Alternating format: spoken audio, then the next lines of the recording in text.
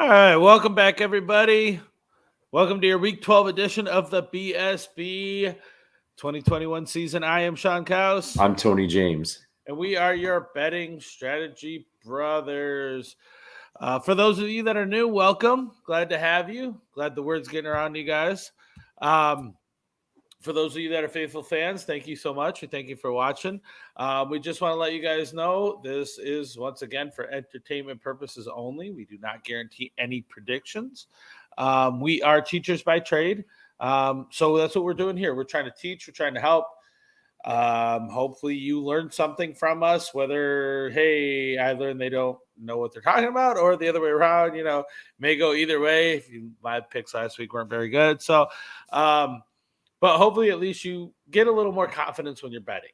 That's what we're going for here. Yeah, that's the whole idea, Kaus, is we just want you guys to learn something while you're going through and listening to us and take our picks or fade our picks. But either way, we want you to make some money. And the whole idea, too, is to come up with a strategy that works for you.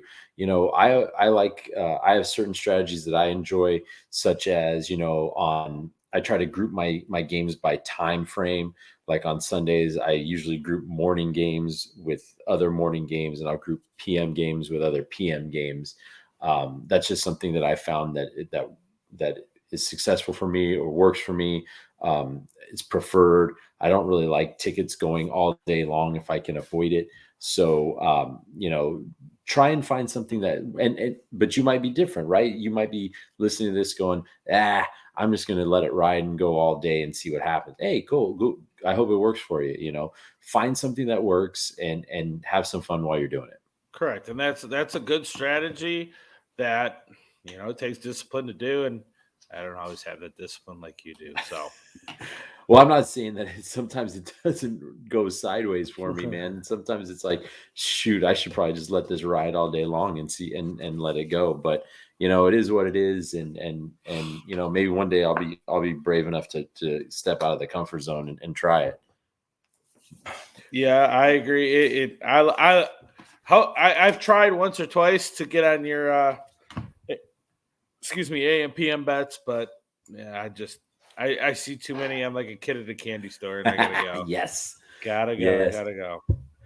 Well, along with our strategies and our sports and our bets, we got to have our flavor of the week this week. And I'm feeling a little dirty because I'm drinking out of a Colorado State cup. Whoa, why do you even have one of those? And it's like they're playing Nevada tomorrow. And so I'm like, I don't even know. But yeah, why do you even have one? Well, because it was the only one that was clean.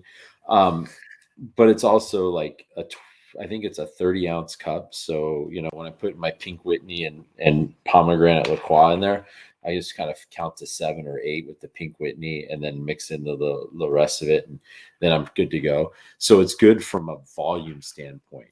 And the Pink Whitney and pomegranate is very light, very refreshing. And today, like, I don't know, man, yesterday was Thanksgiving. I had a few beers and man, I felt kind of junky at the end of the night. So I figured, today I'm going to go a little lighter and be ready to pace myself tomorrow. I love it. That sounds delicious and kind of made me salivate a little bit there.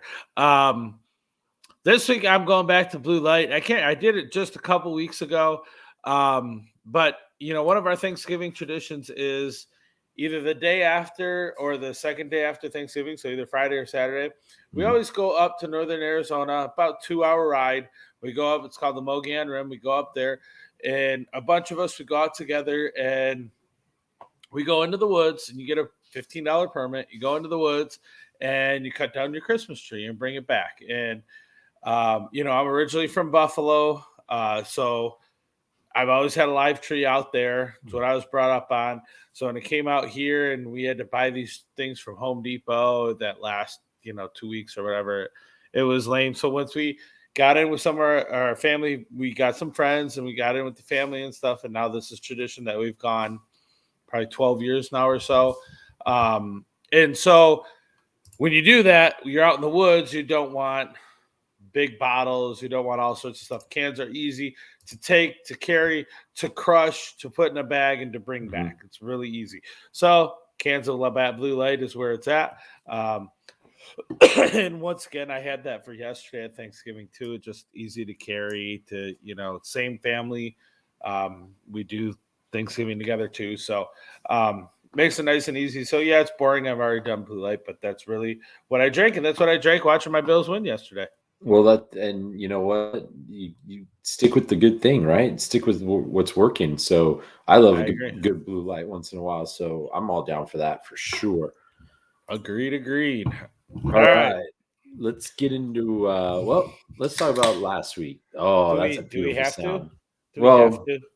We kind of should, but we can go as fast as we can. How's that? All right, I can make mine really simple. I didn't win shit. Let's just go.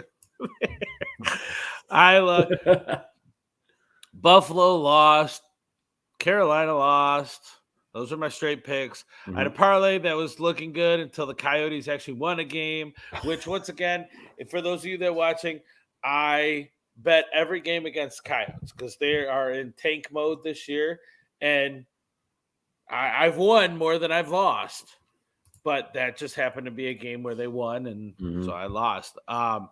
That was $30 there. My teaser was good other than Detroit. Cleveland didn't go over, and the over was only 36, and they couldn't even get there. So that was $20 down the tube.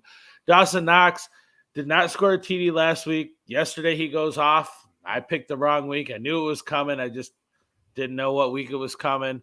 So there's 10 down there. Joe Flacco did actually not throw an interception. I could not believe it.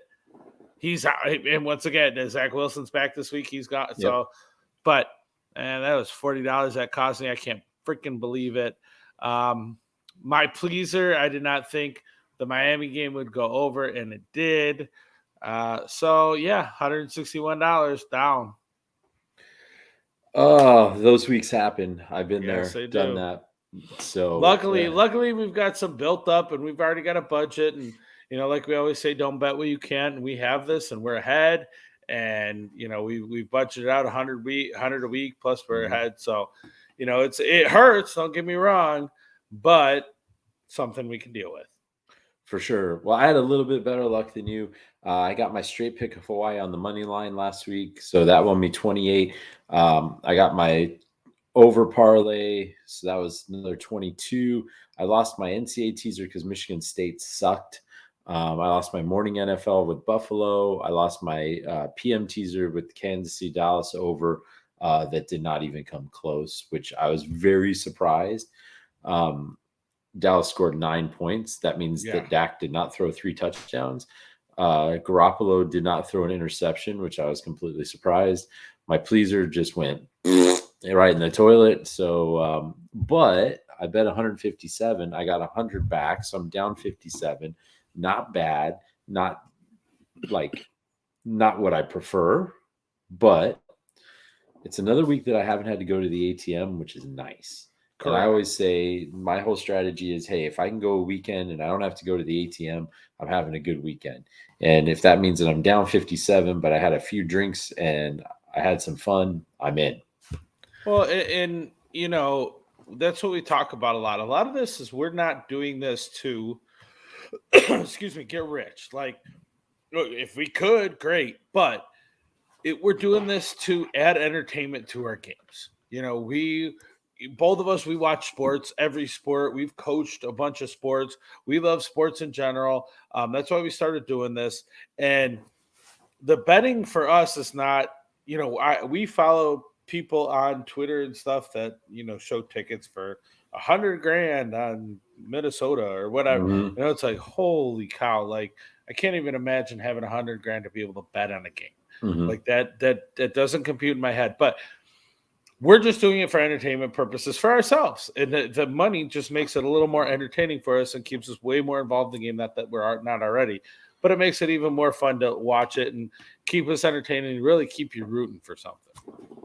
Oh, for sure. Like for example, yesterday I'm sitting here riveted for the Chicago-Detroit game. Like these teams are 3-16-1 between them. Why the hell am I so excited about watching this game? Uh-huh. And yet I was super stoked, man. I thought this was the week for Detroit to finally do it. And and then they Lions gonna Lions. So, Yep. but you're exactly right, man. It's like it makes, or in your game was pretty much decided by halftime, Yeah.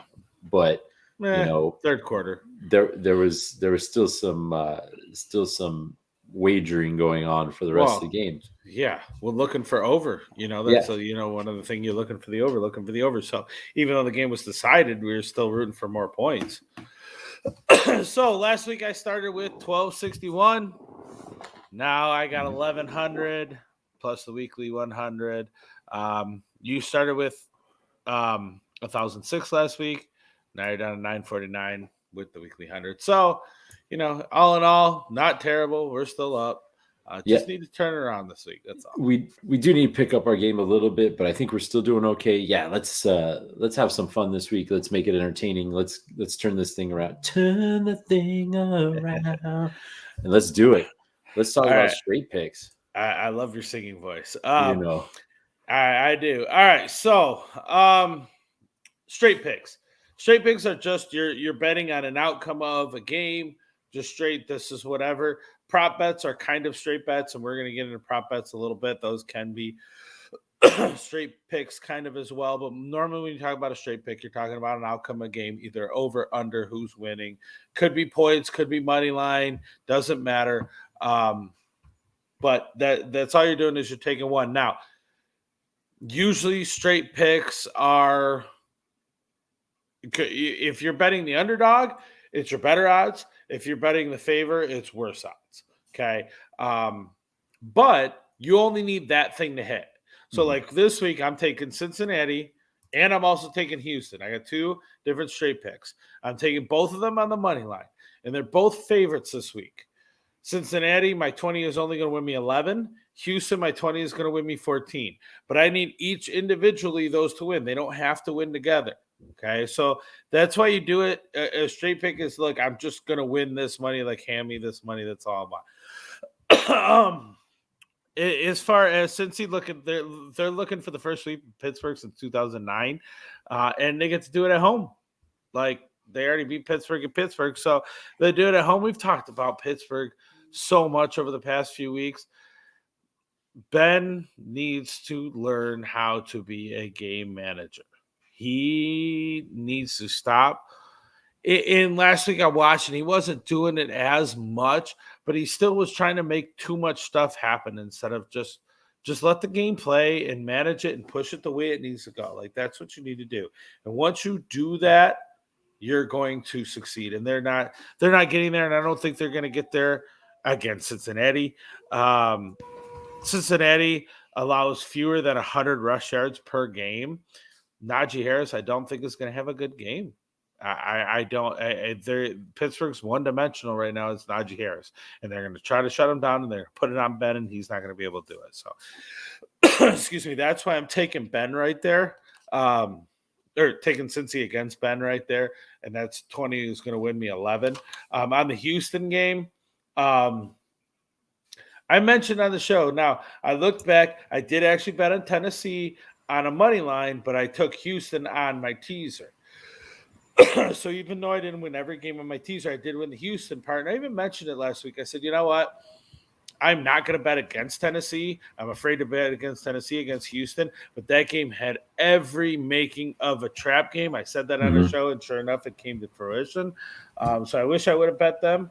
But I didn't. I didn't have the balls to do it. But Houston's facing the Jets.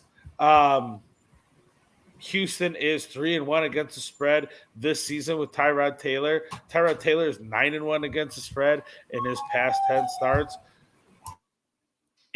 Houston's a better team with Tyrod, period. And Tyrod was good at Buffalo. He wasn't great. He's good in Houston. He's not going to take him to the promised land or anything, but he's a good quarterback, and he can win games, especially against the Jets with Zach Wilson coming back. Zach Wilson was not – I don't want to say he wasn't improving, but he wasn't improving to the likes of Mac Jones is improving. So he took a step backwards being absent, and now he's going to have to come back and try to fill that role again. It's just not going to work well for him. Jets are going to have to get used to them after having to go through quarterback. Joe Flacco was who they had last week. Totally different vibe with Zach Wilson. So it's going to be too hard for them to cover. So I just thought there's too many things going against the Jets in this one. And I got more I'm actually going to talk about, but I'm going to talk about the prop bet with this game. But my 20 for Houston is going to win me 14. I'm going to talk a little bit about the Jets in a little while, especially with the fact that Zach is in and Flacco and Mike White are out. But I think these are two solid straight picks that you have here. I don't see any reason why these aren't going to go. But I was going to ask you, man, you're talking about Ben being a game manager. Do you think the Pittsburgh teams now are more or less talented than the Pittsburgh teams he had, say, 10 years ago? They are way less talented. He does not have the receivers. Running back, Najee Harris is a rookie. He looks pretty darn good. I mean, you're not going to have some of the running backs that Ben did have, but I think Harris is good there. I don't think running back's problem. His just receivers just aren't, what he's had. And you look at what Antonio Brown is doing when he's actually there in Tampa. He looks amazing, and that's what he did in Pittsburgh, and he's not there anymore. So Juju isn't, playing so that, there's too much going against him. He just doesn't have the weapons, and he can't manage the game when he doesn't have the weapons. See, I agree with you, and I would think that he would have been more of a game manager back in the day rather than trying to make more plays. And I think he's trying to do the reverse right now, and I think that's why he's not having success as well. I agree 100%. That's a great call right there. All right, you went to Saturday for your straight pick. Well, one of your straight picks, huh? Yeah, Saturday for one, Sunday for other. I went Penn State, Michigan State under 52. That $22 is going to win me 20. Look, the Penn State has been an under machine lately. They're the last 5 games for Penn State have gone under.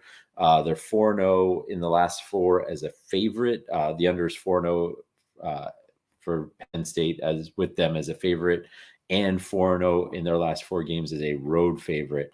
4-0 in the last 4 games in November, 4-0 in the last 4 games in grass. I like all these to continue. This is going to be one of those Big Ten just slug fests, man. And you got a team in Penn State that's kind of like gone like this, tailed off the past several games.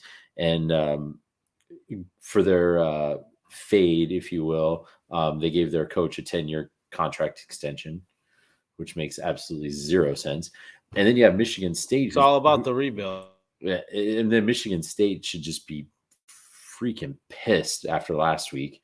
They come into they laid more eggs than a hen house last week. So I really like that game to go under. I honestly think Michigan State's going to win this game, but I was like, you know what, this the spread, I don't really like it. I'm going to take the under. For the other straight pick, I went Tennessee +7 against New England. That $22 will win me 21. The Titans are 5-0 against the spread in their last 5 as an underdog, 5-1 against the spread in their last 6 as a road underdog, and 4-1 against the spread in their last 5 versus the AFC. That was good enough for me. Look, we have 2 teams we got Tennessee, who got thumped last week by Houston. Like, who saw that coming? But it was almost like one of those games where you just kind of, oh yeah, you did. That's right. I forgot about that. I have a feeling they're just going to burn the tape on that one. They made a bunch of transactions this week to try and fix what's going on there. So I expect them to bounce back. But you got New England, man. I'll talk a little bit more about New England towards the end of the show. But yeah, that's I like Tennessee getting 7. Does that mean that I think they're going to win the game? I don't know. I still think New England wins the game. I don't think New England covers 7 at home, though. So I learned a long time ago not to argue with you on college because you're way more right than I am all the time. You had mentioned a crazy stat, like between these two, it's over like 11-3 in the past 14 or something like that. So that when you said that, I'm like, really, you're still going with that, but everything else, goes in your favor. And I agree, but Penn State's trending downward and Michigan State, if they lay an egg like they did last week, this will be easy. So I'm not going to argue with you there. Tell me why. I'm not actually telling you why. This Tennessee New England game. As a Bills fan right now, it's like you want New England to lose so you can stay on top of the division, but you want Tennessee to lose so that if you can keep winning, then possibly you can jump into that first spot. It's it's so convoluted. What are you looking for? But I actually like Tennessee in this game. I'm with you. I disagree with you that they won't win. I think they're going to win. They're 5-0 outright as an underdog this season. 5-0 outright as an underdog. Tennessee is. There's only been one other team to go 6-0, and that was Cincinnati in 2009. As an underdog, 6-0 as an underdog. So I think Tennessee's gunning for that.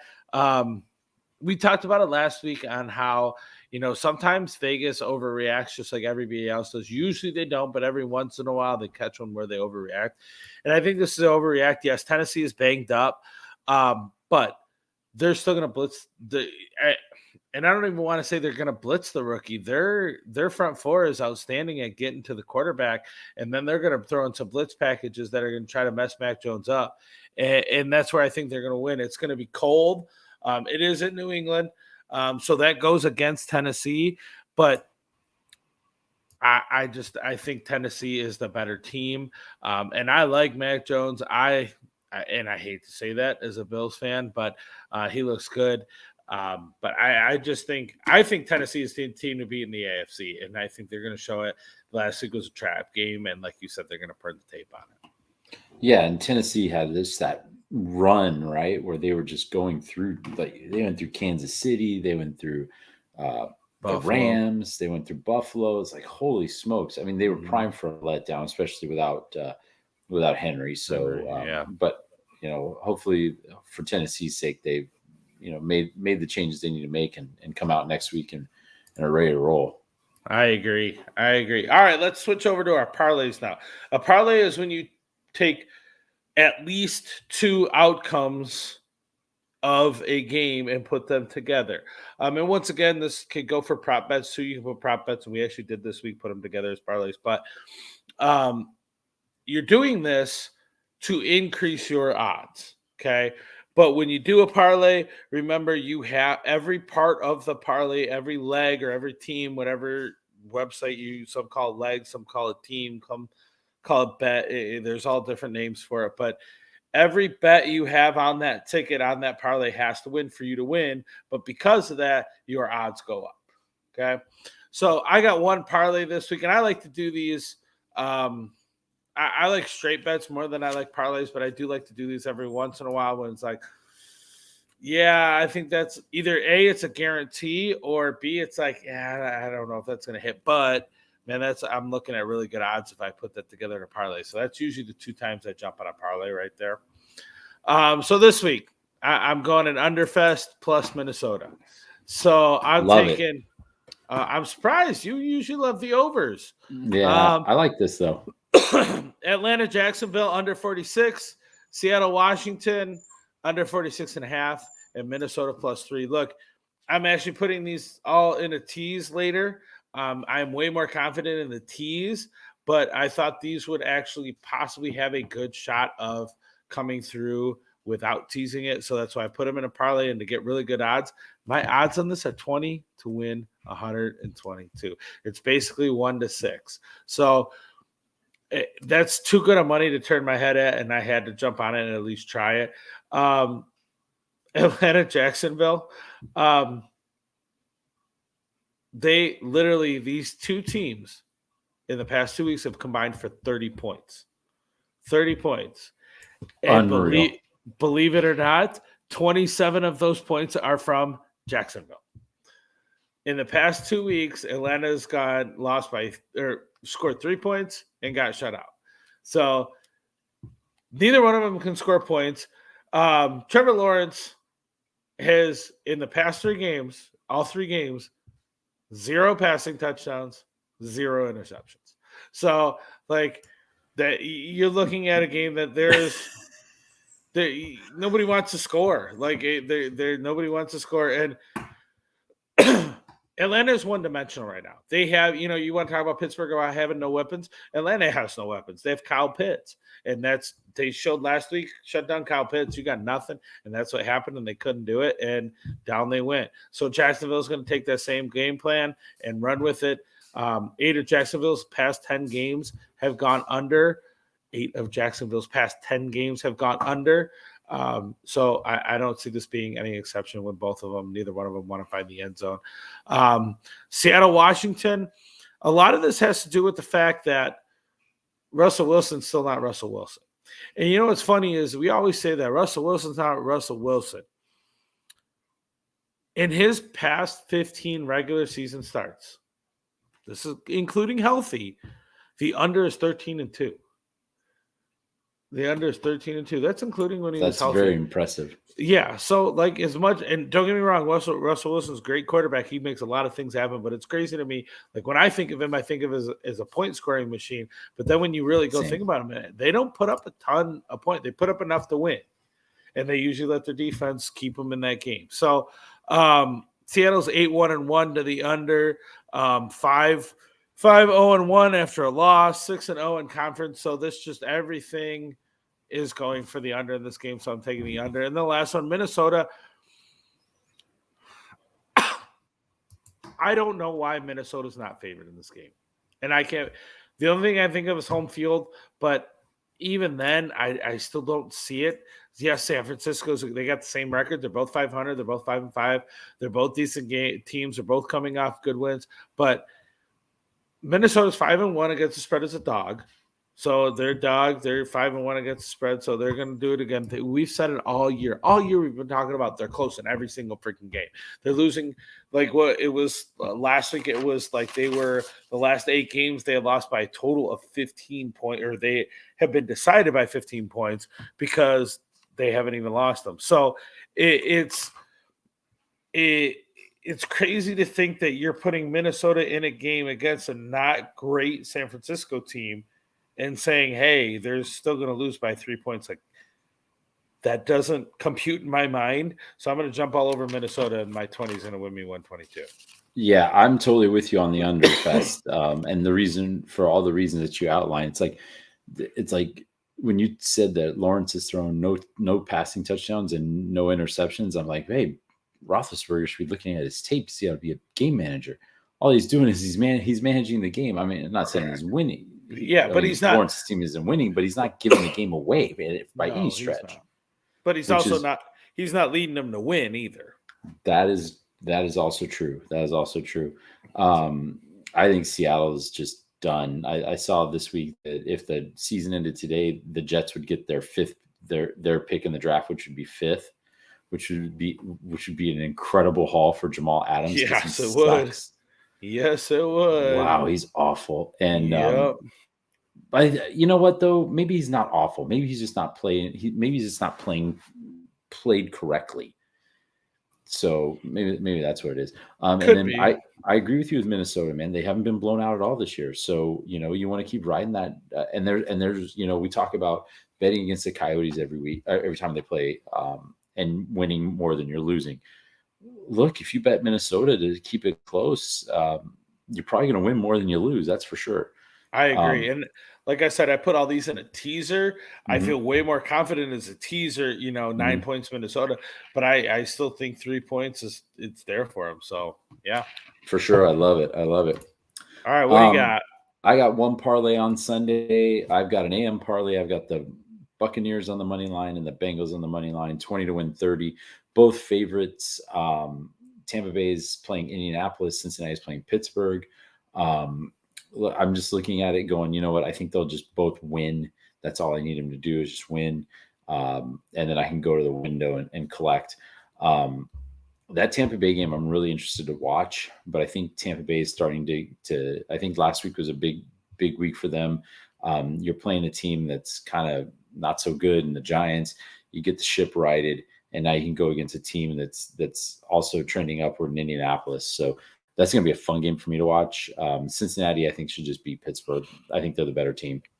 Well, it pains me to say it, but it doesn't pain me as much anymore. But it's weird to say that I'm rooting for Brady.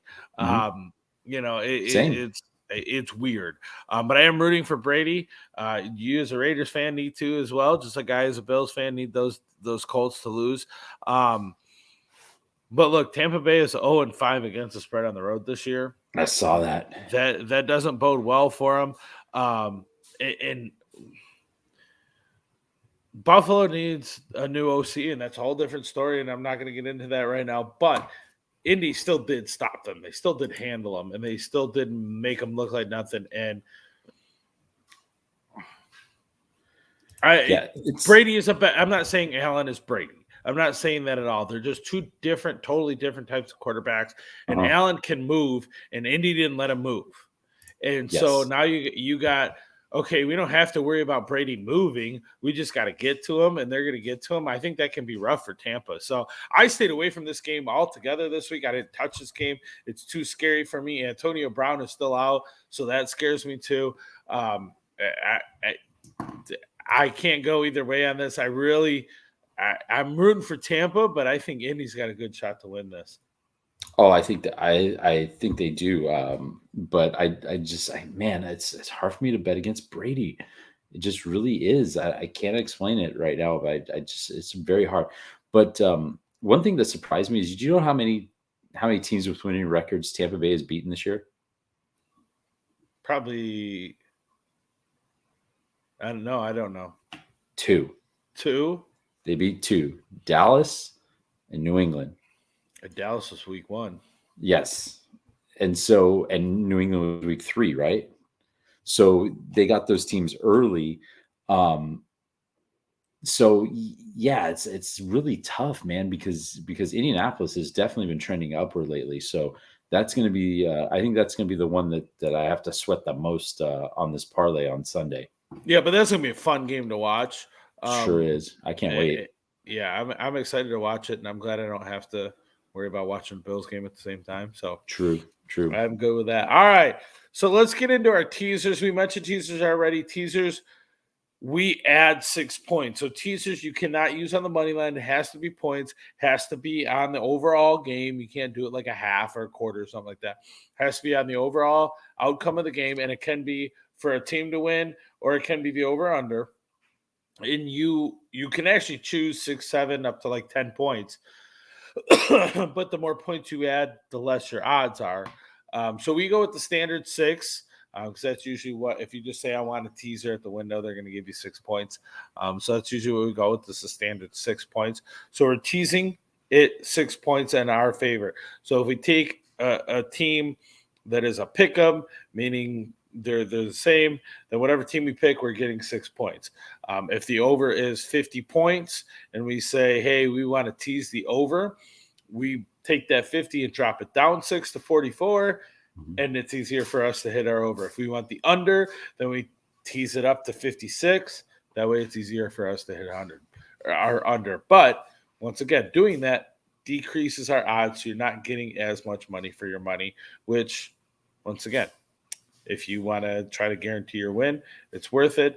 If you're the type of person that wants to totally hit these big home runs every single bet, then you better put a lot of teams in there. That's all I can say. Yeah, for sure. The teasers, like you said, they're. You made the comment of you have your teams in the parlay also on the teaser, because you feel really confident about them on the teaser, not as confident on the parlay. So yes, it does increase your chances of winning, but at the same time, Vegas has to take their part out of that as well, and so they're not going to give you as much of a payout. Correct.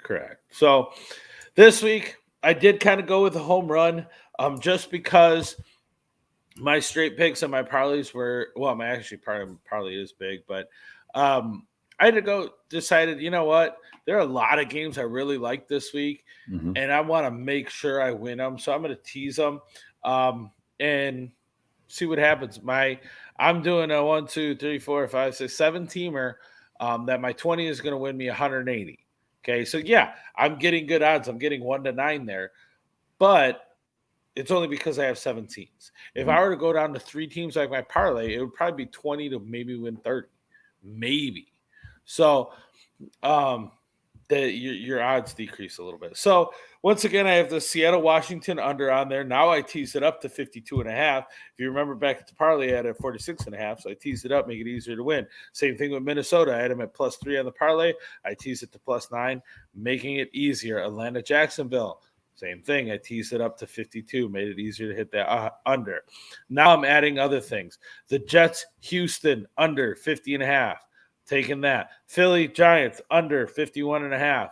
Cincy, we already talked about them, taking them at +2.5. And Tennessee, we talked about them, taking them at +13. Mm-hmm. And I took those last two, already saying, I already think they're both going to win. So why not take them and add them? I added them to this teaser to make a guarantee win and to help my odds increase. So that's why I did it. So ones we haven't talked about here, the Jets, Houston, we talked a little bit about, and I'm still going to go under the fact that Zach Wilson's back. They're not going to score very much. Mm-hmm. And as much as I like Tyrod, and as much as Tyrod's a decent quarterback, he's not going to be enough to get – he could maybe get 30-some points. Mm-hmm. But I don't think – I don't see the Jets scoring more than 14 in this. So that's where my under is going to come in, and I'm going to not worry about it. Philly and the Giants, look, first of all, it's going to be cold. Mm-hmm. We don't know if Barkley's playing or not. If Barkley's not playing, then the ball's going to be in Daniel Jones' hand, and he can, you look at him, you watch him, he passes the eye test, but he can't win games. You know, he something about him, he can't win. Jordan Howard's out for Philly, so that doesn't bode well for them winning. But with Barkley being out for the Giants, I don't think any one of them is going to do. And then here's the problem with the Giants, the biggest problem. Freddie Kitchens is calling the call. Freddie Kitchens is calling the calls on the offensive side of the ball, and that doesn't, dude, good luck, ever really go good. Plus, no New York Giant game has gone over at home this year. So all those things bode well to my under 51.5. So that's my tease. Once again, it's a home run. Every single one of those has to hit. Mm-hmm. It is very unlikely, but I like it, and I thought it was pretty good. So I'm going to go with it, see what happens. I like it. I like it a lot. I have nothing to say against any of these because they're all plausible. I really like the Cincinnati one in that you're taking it from a -3.5 to a +2.5. So if in some event Pittsburgh wins a very close game, you can still cover that spread. And I like the fact that you're taking the Tennessee game and going from +7 to +13. That we're giving yourself a little bit extra there just in case. So this is beautiful. I really like it a lot. Yeah, and I really wanted to get the Freddie Kitchens in there somewhere. So this Heck is yeah, to get that in there because he's god awful. Not good. Well, and he's so bad that you fire Jason Garrett and you still can't name him the OC when that's his job to have technically and where he is. But he's so bad. Well, you're just the intern. Yeah. They've got a lot of things to fix in New York. Yeah, man, it's just been kind of a disaster. So, I agree. Kind of good luck to them, but not really. I agree. Oh, you got a college teaser coming up. I do. Okay. I have a college teaser and a pro teaser. College, just 3 games. I got ASU -14.5 against Arizona. I know it's a rivalry game, but let's be honest, Arizona stinks. They lost by 63 last year at home, and this year they're on the road. Now I know that Arizona thinks they're this like offensive juggernaut now that they won a game, but it's and I know that Herm doesn't blow teams out, and that's totally cool. But I don't think he has to here. If he wins this game 21-3, I'm a winner. So, but it seems to mean a little bit more for ASU this year than it does for U of A, because U of A is like kind of just done. So I'm going to take ASU. I'm going to take SMU, Scoring Machine University, and Tulsa over 56, and Oklahoma State under 55, and that 20 will win me $32. Just an interesting thing about Oklahoma State, like they're in the past, they've always been this over team. Like they just score. But this year they can play defense. And I've missed that twice this year. I'm like, oh, their games are definitely going over. And then the defense just shows up and shuts the other team down. And like, Oklahoma State scored their 35 and they gave up 0. And so, and then that cost me, right? But I know this was also a rivalry game. Oklahoma is got to be like one of the most god awful teams to bet this year because they're so inconsistent. So I'm just going to take the fact that Oklahoma State continues to play defense, and I'm going to let that undergo. I agree. Look, ASU, and you know what's funny is, one of my friends brought it to my attention. He goes, "You guys talk about how ASU doesn't blow people out. What do you consider a blowout?" And it was hard, to say what I thought it was. But I'm like, when they really manhandle the game, I'm not necessarily looking at the score. But when you look at the scores of the ASU games when they were winning earlier this year, they were winning by 20-some points. And you're going, man, I watched that game. It didn't seem like a blowout. And it ended up being a blowout, but they didn't really manhandle them. So I do think that is possible, ASU, especially over a bad Arizona team. ASU has had its troubles this year, so I understand it being leery on that, but Arizona's just terrible. They're awful. Awful. And ASU had a big kick last week, so that should help them. SMU is a scoring machine, and man, it's one of those. It's Oklahoma could score a freaking 100, and even with OK State playing defense, but you're right. It could turn. It's there. Oklahoma is so unpredictable. They're so frustrating. I wouldn't even touch this game. I'll just tell you that I wouldn't even touch this game.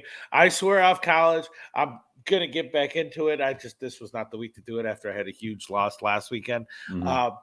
But I personally wouldn't have touched it. You're braver than I am, though, and you're usually right. So I'm just gonna say, good luck. Well, thanks. We'll see if that holds up. All right, and then I go to Sunday. I also followed your Minnesota +9. I've got the Jets +8.5. So I think you had the under. I'm going to take the points, and they kind of go hand in hand because in a low-scoring game, it's harder to blow a team out. And so taking that 8.5, I think is a good move. I'm a little concerned about Zach, but I see this game as kind of a slugfest, like a 16-10, 16-13 game. So that would be good for me. I've got Miami +8.5 and Indianapolis +9. Cam Newton's last win as a starting quarterback for the Panthers was 3 or 4 years ago. Yeah, I don't see it happening tomorrow either. Or Sunday rather. And then Indianapolis +9. We talked about how, that Tampa Bay is, this is an interesting matchup for Tampa Bay. I earlier picked Tampa Bay on the money line. I do expect them to win, but this way, if they win by less than 9, that helps my teaser as well. So let's see if we can take that one to the window as well.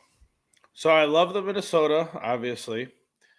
If you're going to take the Tampa Bay Indy game, that's the only way I would do it. So I love it.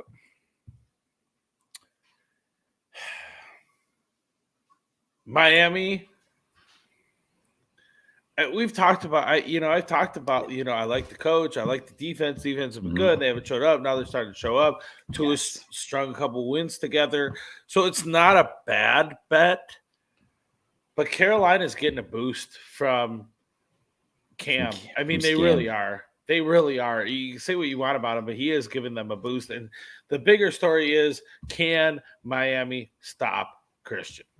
If they can't stop CMC, then forget about it. They're done. So that's where I worry about that. With the boost they're going to get from Cam being there starting, and with Christian McCaffrey going to be Christian McCaffrey, like, I don't know if they can hold or not, but this, once again, this is one that's too scary for me to take. Carolina's 10-3 against the spread on the road under rules, so like that doesn't bode well. But that's against the spread. The spread's only 2.5. You're teasing it up, so it makes it way more in your favor. So that could work out. True. What I don't like is this Jets pick. I don't like this Jets pick, brother. And this is going to lead into one of my prop bets here, but Houston in 2 games in a row has forced 5 turnovers. Oh, you think Zach's going to be a turnover machine? Yep. Look, the Jets are the worst in the NFL for turnovers. They have 32. They are the only team in the NFL to have a turnover in every single game. Every single game. Turnovers don't lead to points, don't lead to you winning close games. Don't even lead to you being in close games. So I don't like the pick, and that's not me being a Jets hater. They're not even on my radar for Buffalo. Like, I don't care. But I just that when you're going to turn the ball over and Houston can take the ball, and Tyrod Taylor knows how to be a good quarterback. He runs the ball. He keeps the ball. He does not put it in bad situations. Like, I just don't see the Jets. I mean, they could get a boost from Zach being back, but I don't think he was that influential enough because they weren't winning before. So I don't know. I always hope you win. I just don't like that pick at all. Would you believe that the underdog in this series is 4-0-1 against the spread in their last 5? Now, I know we're talking about totally different personnel, though, right? That's kind of like a huge statistic. Different person. I mean, that could be that goes back to like, oh my gosh. So you said the underdog is 4-0-1 in this series. In the last 5. In the last 5 against the spread. But I'm just wondering who was the underdog. Oh, that's a great point because it might have been Houston, right? Wow. Could have been Houston.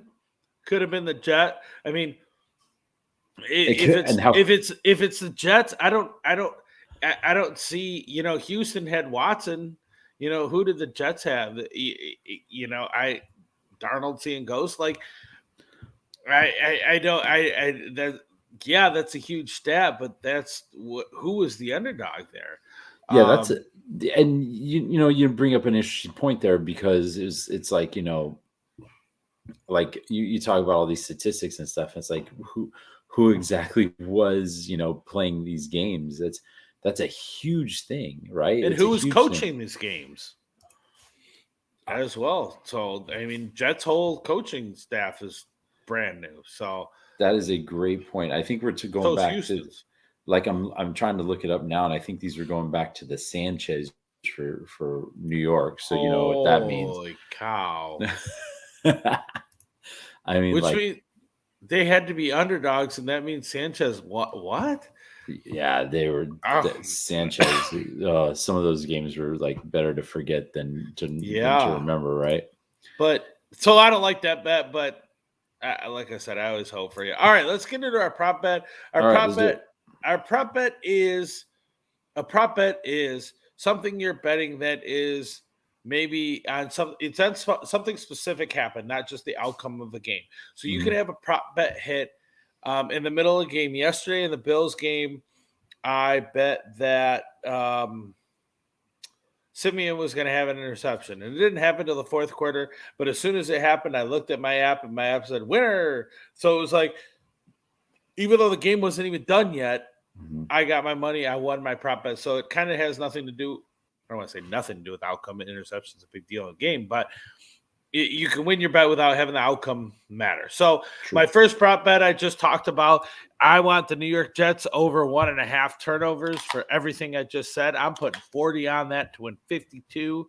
I think the reason it's plus money, meaning I'm getting more than what I bet, is because it's over 1.5. Usually you see these lines at over 1/2, but then it's minus money. So I think that's over 1/2.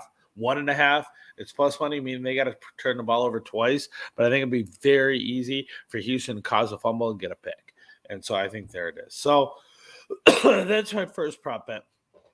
My second prop bet, I'm actually going to do a parlay with 2 of them. So I'm going to put 2 of them together to increase my odds. So I am going to take Kirk Cousins going under 0.5 interceptions. Basically, he can't throw an interception, which he does not do. Like he's one of the best in the league at not throwing an interception. So I'm going to take that. And then we already talked about, I'm going to take Trevor Lawrence under 1.5 passing touchdowns. We already talked about it. He's got in the past 2 or 3 games, he's had 0 touchdowns and 0 interceptions. So that 2-leg parlay is going to get me 20 to win 30. I'm going to bet 20 on him, win 38 for it. Yeah, when I first saw that parlay, I was like, "What are you thinking with the under the passing TDs? There's no way." And then you look at their personnel and you look at his history over the past couple of games, and you're like, "Holy smokes! No passing TDs, no interceptions." Yeah, 0 is under 1.5. I totally see that happening. And Kirk Cousins has been like those Minnesota teams have not won as much as they probably could have. Or should right? have. Which is very good point. Very frustrating. But the dude has earned his checks for the most part. I agree. And so, yeah, that's a beautiful one. Well, he gets criticized because he doesn't go for the long ball that much. Well, he doesn't go for the long ball and he doesn't get intercepted. So that's exactly right. But I mean, you look at a guy like Brad Johnson who won a Blaze Super Bowl not going for the long ball. So, it is what it is, right? So these are really cool. I hope you win them. I hope you get the New York Jets one, and I hope the Jets cover the 8.5 somehow. That would be awesome. I don't see that happening. It could happen if it could happen if the Texans turned the ball over 3 or 4 times. So it totally could happen. But that is true. If the Jets turn it over 5 times and they only lose the turnover ratio by 1, then you could. That would be awesome. That'd be so cool. Oh God, that'd be a terrible game to watch. Game to watch. So my prop bets, I took Jamar Chase, the Cincinnati, to score at least 1 touchdown. That $10 will win me 11.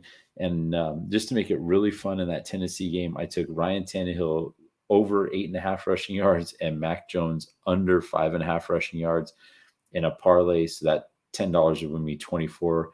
Man, Mac Jones is just like a statue sometimes. He's just like, he reminds me of like watching a Megadeth concert in the last 5 years. They just stands there and then like throws the ball and then just goes back and stands there. He's like a statue, right? So, 99 ways to die. Yeah. Hopefully that he only runs for 5.5 rushing yards. Or 5 rushing yards. That'd be awesome. So that would keep me interested in that game for a little bit too. Yeah. Well, the problem is you never know when a quarterback has, it's the end of the game and, New England might be down, 4 points and they got a 60-yard Hail Mary they got to throw up to try to win the game. Mm-hmm. And instead of him doing it, he thinks rookie, oh, look at all that room in front of me, and he runs. You've seen rookies make that mistake. And that's the only reason I could see that happening. Other than that, I agree. He ain't going anywhere. The one I really love is Jamar Chase, and I would put way more than $10 on it, and I'm going to. And here's why. Because that 1 touchdown, if he gets 1 touchdown, he ties the rookie record for Cincinnati. 2, he breaks it. So I think they're gonna try to get it, and they wanted to get it at Pittsburgh, a division rival. Like, why the heck not? Oh yeah, because they fucking Pittsburgh. Ugh. Gross. Yeah, no trust. I agree. So I saw that and I was like, oh, I so wanted to bet that. So I will be betting that. I'm just telling you that right now, even though I'm not putting it on as my bets here. I will be betting that. Love it. Love it. All right. Our last bet is the pleaser. Please me. If you remember, the teaser was adding points and giving it more in our favor. A pleaser goes the exact opposite and makes it harder for you to win. But because it makes it harder, you get way more money for your money. Okay.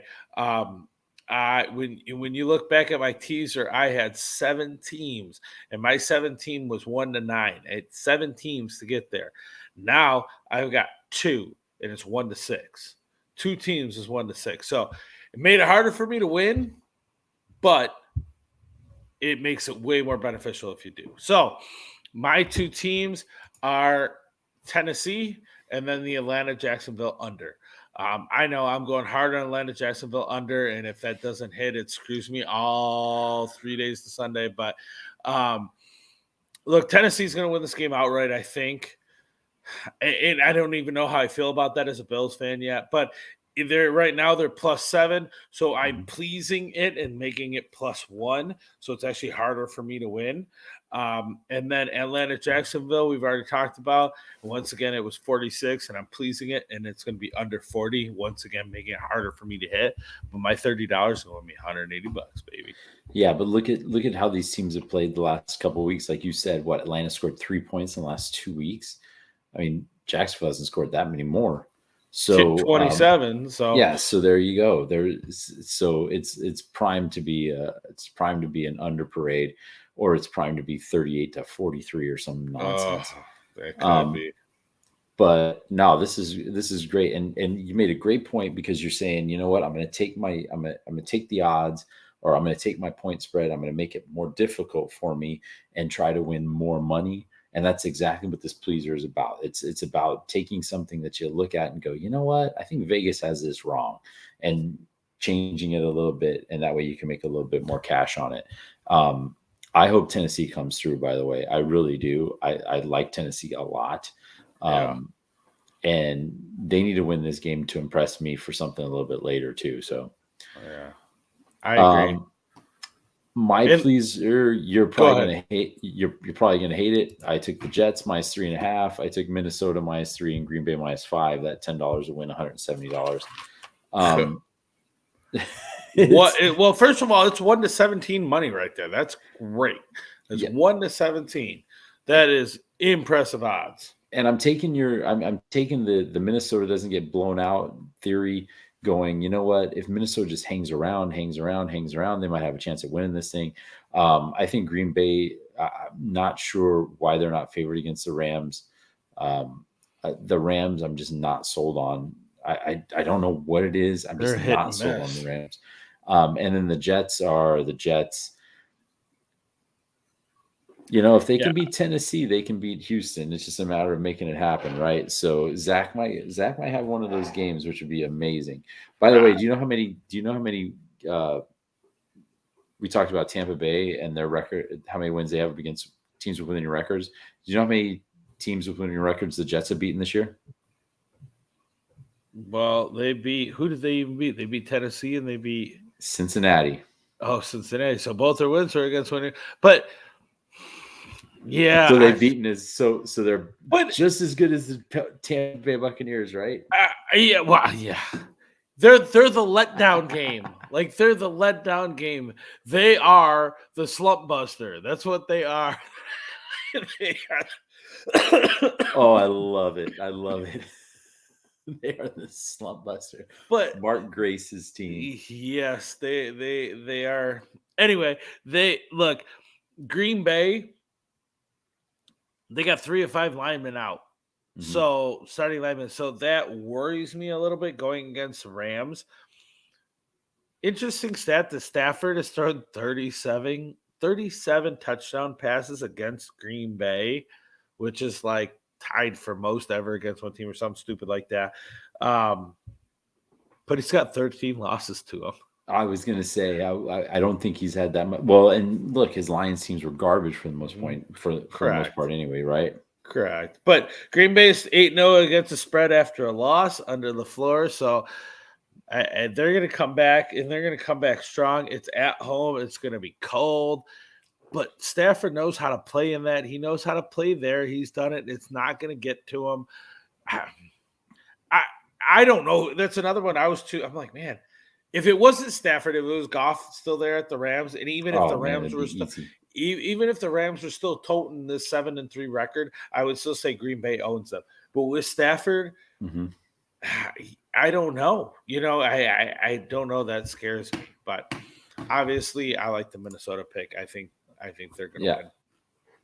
All right. Sure. Last thing we do is not a bet. You can bet on it in different ways. But we talk about our Final Four. Who's going to be our Final Four? Too many people do. Who's going to win? Who's going to win it all? Who's going to be in the Super Bowl? Da, da, da. We're going Final Four. We're expanding it to our Final Four. My AFC teams this week, and this is fluid, it changes week to week, is Tennessee and KC.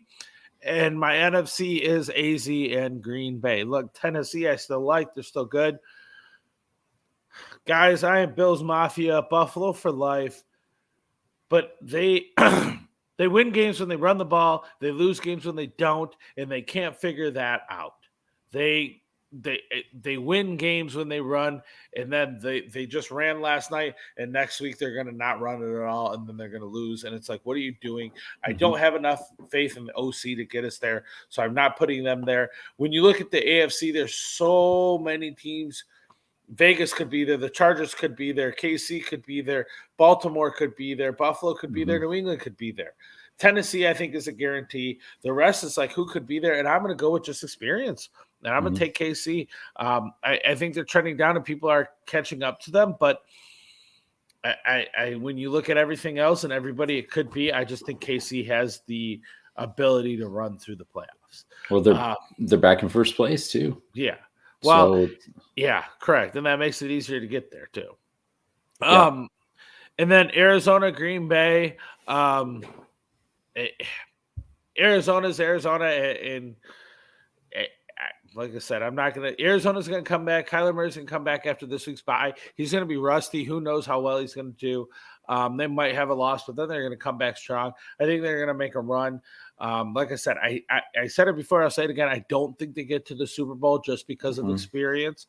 But I think they get to the championship game. I think, especially if they end up with the first round bye, I think that bodes well in their favor. And I think they do it. Green Bay, I'm putting in there just because if the road leads through Lambeau other than Arizona, I don't think many teams can do that. I don't even think Brady can go in there and do it this year. I just don't.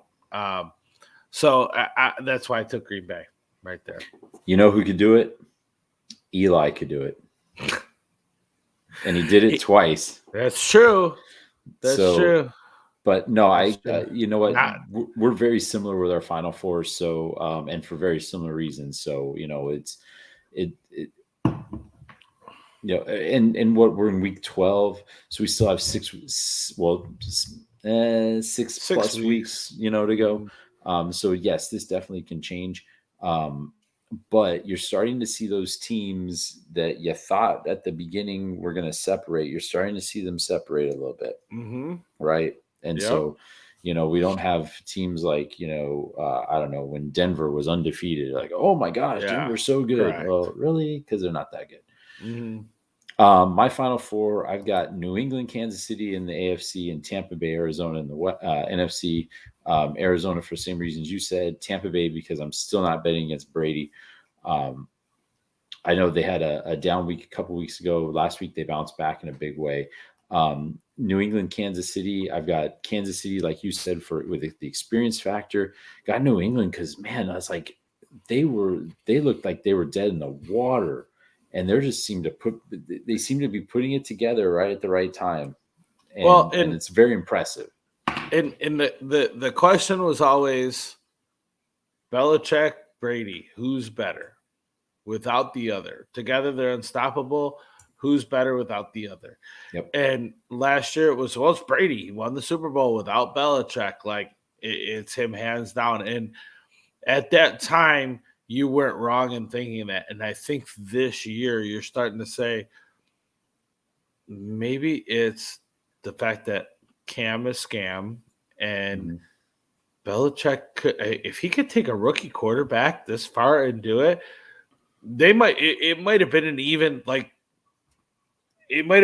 Steven there. I don't think especially if he does it this year with a rookie quarterback. It makes me want to throw up my mouth just saying that. But if New England does it with a rookie quarterback, I think that proves that they're even Steven. Like, I don't think one's better without the other. I just think together they were unstoppable, and separate they're both great. Like I don't, and I still think that anyway. It's just last year, look what he had to work with, and now he's got somebody he can use. And yeah, I think it's great. He's got somebody who's a better fit for him, right? Like Newton just wasn't a good fit. He was a stopgap, which is exactly what they signed him for, right? Yeah, and I wonder how much Newton actually listened to him. Like, I really do wonder how that relationship really looked. I'm sure Belichick didn't take a lot of his shit, but I'm sure he just looked the other way and said, "You're here for a year, bro." And that's it. So. And then you were here for 2, unfortunately. Correct. So, all right, that concludes our Week 12 edition. I hope you enjoyed it. I hope you got something you can either take or fade. Say you're wrong, say you're an idiot, whatever. As long as you use it to take Vegas down, we're good with it. As always, if you have questions, hit us up on Twitter and Facebook and email, whatever. You can call us, you can email us, whatever. Please follow us, like us, share us, get the word out. That way we can keep doing this. BS, I hope you have a great week. I hope you take Vegas down. Have a wonderful weekend of bets and fun. That's right. I love you, BS. I love you, Love you, everybody. brother. Thank you. Have a good weekend. Bye-bye, everybody.